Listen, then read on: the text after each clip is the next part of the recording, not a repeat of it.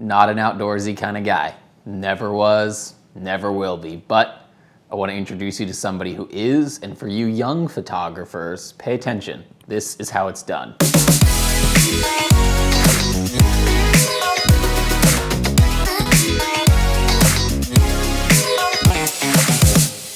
Hey guys, welcome back. So obviously this is mainly a sports photography channel, but I have an opportunity here to branch out a little bit and give you guys a little bit of cool info on a different genre of photography, which is wildlife photography. And you're probably asking yourself, why would I watch this video? I'm interested in sports photography, but I think there are some of you who do have an interest in wildlife, and personally, I find a lot of similarities between sports photography and wildlife nature photography. Now, this is something that I'm not good at. I don't get out and do any sort of nature or wildlife stuff, but I do think it's cool to see the comparison between the two. Now, a lot of you who have been watching this channel know that I have a really close relationship with Hunt's Photo and Video. They are New England's #1 photo and video retailer. But what I think is cool about Hunt's is that they're not just a camera store. They are a way to connect the photography community together. And that's what I want to bring you guys to in this video. I was able to meet a really cool new upcoming young photographer named Cameron Darnell,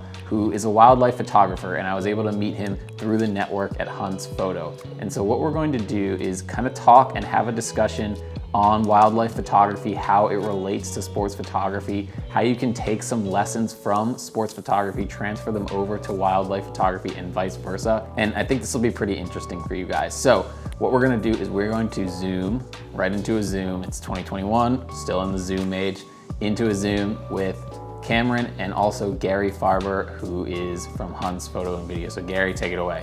I'm honored today to have Billie Weiss and Cameron Darnell. Billie I met at a Boston press dinner back in 2012. I was with the Red Sox photographer on one side and the Celtics photographer on the other side. I talked to both, but somehow I was able to strike a relationship with Billie. We just connected really well. A pleasure to know Billie. I call him a dear friend of mine, a great friend of mine, and I'm very excited to be with him. The next person we have on the guest is Cameron Darnell. The reason why I reached out to him is because of his amazing, stunning work.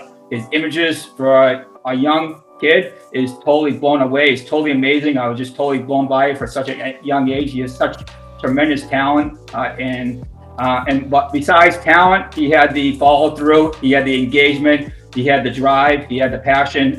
Those are things I look for in a photographer. It doesn't matter about how young or how old you are. It's if you have the drive, you have the passion, that's what I look for. One of the great things about a local business like Hunt's is that they're not only a camera store, but they're also a connector of people and a connector of the photography community.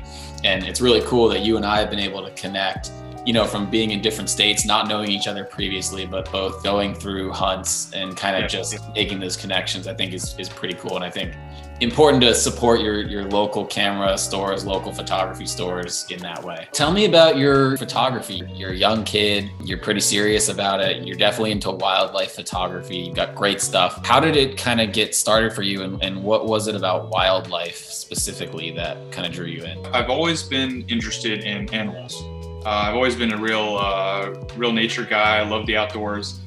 So from a young age, I was going outside, kind of walking around, look at the birds, looking at the animals that I could see, watching a lot of nature documentaries and stuff. So I've always been super into that. So that's what it was at first. Going out and seeing what birds I could find is definitely a hobby of mine and has been since I was maybe 7 or 8. I saw someone with a camera on a bird walk taking pictures of birds, and I thought, wow, that looks really, really fun.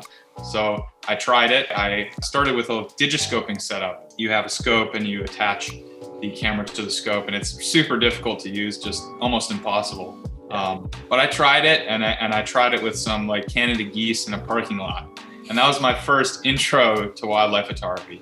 And from that moment on, I was hooked. Probably a lot of you come to this channel to hear about sports photography. So you're probably wondering, all right, why do we have a wildlife photographer on for your channel? But I would argue, and Cameron, you probably would too, that a lot of the technical skills that are involved in wildlife photography probably directly transfer over to sports photography and vice versa. What do you think are some of the technical skills on the photography side that you need to do wildlife photography well? Definitely a knowledge of the subject. That's crucial. A knowledge of what wildlife you're going to try to photograph when it's present, because wildlife varies, dramatically seasonally. So when it's going to be there, what you're looking for, what cues you're looking for, whether it's a nest or a location where the bird is, or a bear or whatever has been seen prior to your visit. So knowing your subject is really, really important. And I'm sure that's true for sports photography as well. You need to know the dynamics of a baseball game and how the players are going to strike the ball and what, where they're going to move to anticipate the decisive moment where you click the shutter. Yeah, it's exactly right. I mean, having a knowledge of the game, whatever sport you're shooting, is going to put you way ahead of other photographers, just because things are happening so fast out there that you kind of need to know when things are going to happen and how they're going to happen before they actually do. It's not only the nature of the game, but also the nature of the athletes and what they do as people, getting to know their routines, studying their habits, studying how they react when they do well or when they're not doing well. All that knowledge kind of helps get those pictures and puts you in a position to get lucky when the moment does happen. And I'm sure, if there's a certain species of bird or something, they probably have habits and tendencies that you would know because you've done your research, but maybe not other people would. Yeah, example, the calls of birds are super important for wildlife photography. So I'll be walking around in the forest, listening for bird calls that I know, and that's usually how I find them.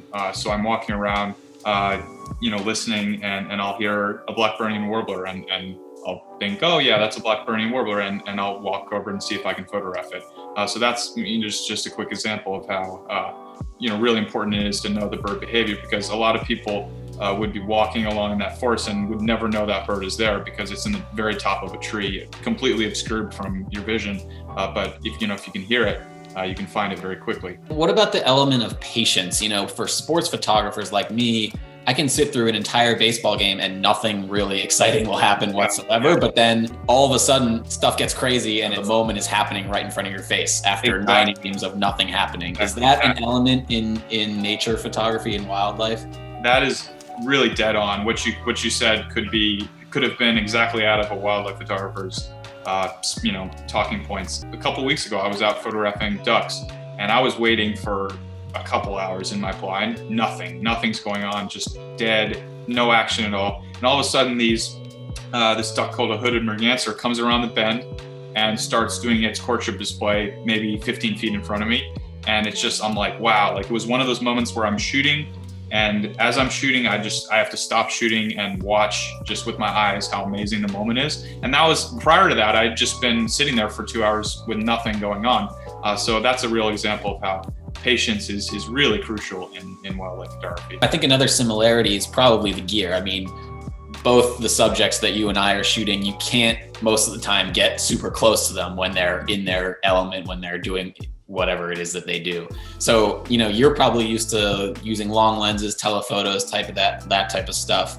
Is that something that you see as similar? And what do you kind of work with as far as gear to get these shots? I'm a Canon guy. I work with the Canon 70 Mark II camera and the Canon 500 f4 lens. So 500 millimeter, as you said, is fairly long. And I'm sure for sports photography, you have probably more variety of lenses than I have. I only have the one telephoto, but as far as the length of a lens, I'd say it has to be 300 millimeters or higher for wildlife photography. One important aspect to consider for wildlife photography when choosing a camera is frame rate.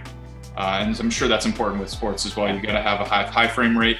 When the action's happening, you wanna click very quickly. So that's probably the main consideration I look for when thinking about purchasing a camera. And then as far as taking images with equipment that's not as expensive, it's totally doable with wildlife photography. The main thing that I look for in a lens is the length of it.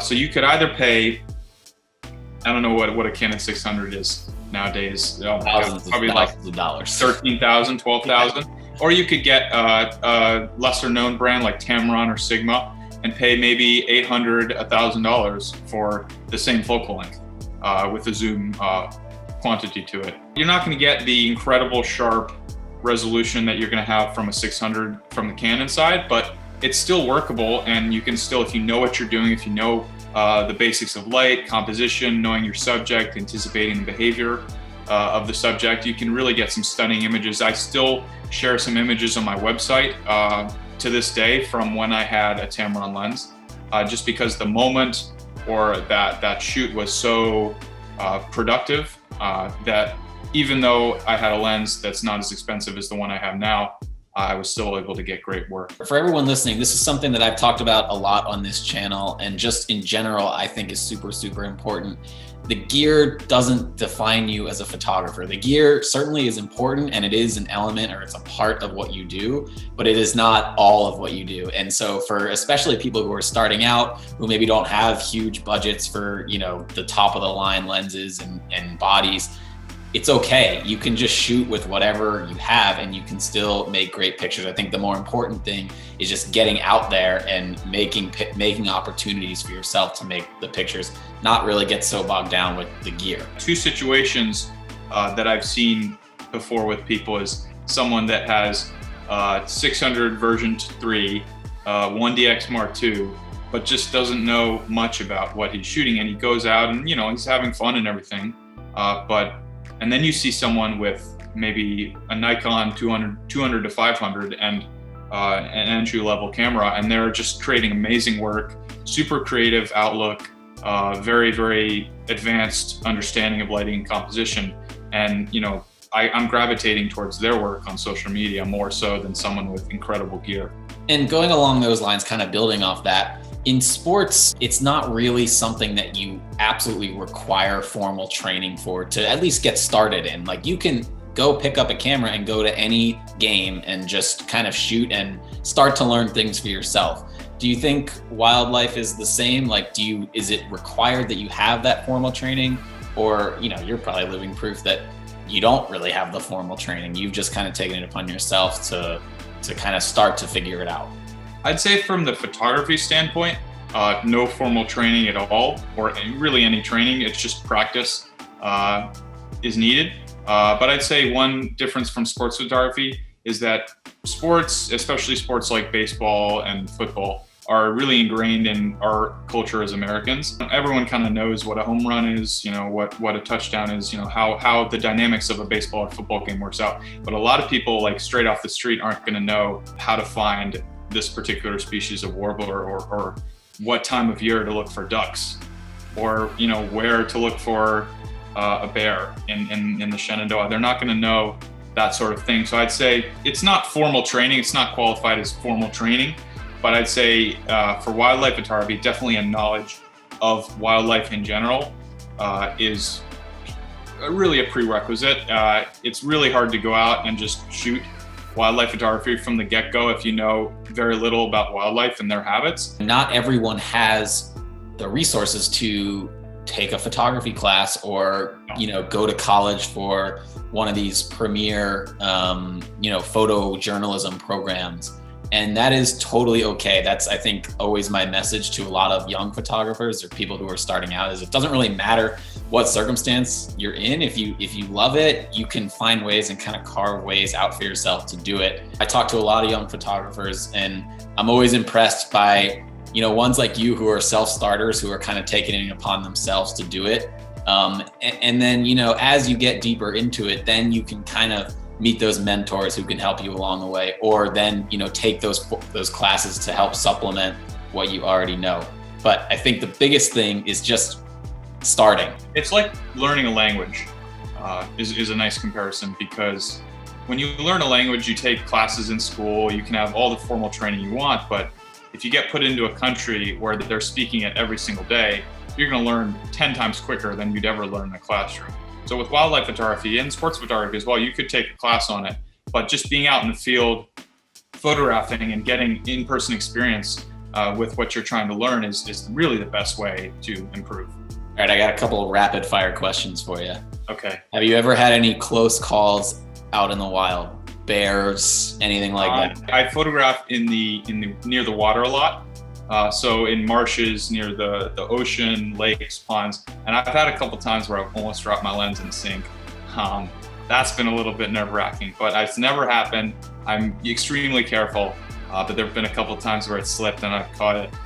So as far as close calls with my equipment, as far as wild animals or anything, I've run into bears a couple of times when I've been out, but it's never been extremely scary. What's the one bird you have not encountered that if you could be anywhere in the world and photograph one bird, what would it be? There's a bird called the spoon-billed sandpiper that lives in Chukotka, Russia, north of the Kamchatka Peninsula, and there's only 400 in the world. 400 individuals left in the entire, so they're extremely endangered. They're incredibly beautiful. That's a bucket list bird. So unfortunately, I probably won't be able to photograph it, mainly because that location is virtually inaccessible, and also because they're probably gonna be gone in the next 10 years, sadly. For people watching, where can they follow you? What is the best way to look at your work? I'm on Instagram, the gram, at Cameron Darnell Photo. So that's my handle for Instagram. And I have a website that's www.camerondarnellphotography.com. Cameron, thank you so much. It's been awesome having you on the channel. I think this is cool for people to see just a little bit of a different angle for photography, but still something that is similar in a lot of ways to sports. I think it's cool to see the crossovers. So I really appreciate you coming on the channel. Good luck, keep in touch, and can't wait to see what you do from here. Yeah, thanks for having me on. It was a pleasure. So there you have it, folks. Kind of a cool, interesting conversation on the differences and similarities between sports and wildlife photography. This isn't really something that I've put a whole lot of thought into, but after having this conversation, doing this video, I think it is actually pretty cool to see the similarities and the differences. Now, does that mean I'm gonna get out there and stand in 3 feet of water just to wait for a bird photo? Probably not. I'm gonna stick to my sports and what I know best. But definitely an interesting conversation to have and cool to see how different genres of photography do have similarities. And I also think there's another lesson here, especially for the young photographers or people who are just starting out in their career in photography. And that is, Cameron is an example of how it's done when you're starting out. You don't need to have expensive gear. You don't need to have all kinds of access to equipment. You don't even need to have formal training. All you really need is a passion and love for what you're doing and a self-starting attitude to get out there and make opportunities for yourself to go out and shoot. And I think Cameron's doing a really good job of that, and I think that's the real takeaway from this video here, is that anyone can make it happen at any time, doesn't matter what circumstances you find yourself in. So if you have any thoughts about this or the wildlife photography or sports photography, any questions, comments, I am all ears as always. Please drop it down in the comments below. Make sure you subscribe to this channel. Make sure you give the video a thumbs up. We've got a lot of really cool stuff coming up in the next couple of weeks. So make sure you check back. I appreciate the support as always. Thank you to Gary. Thank you to Cameron. We will see you at the next one.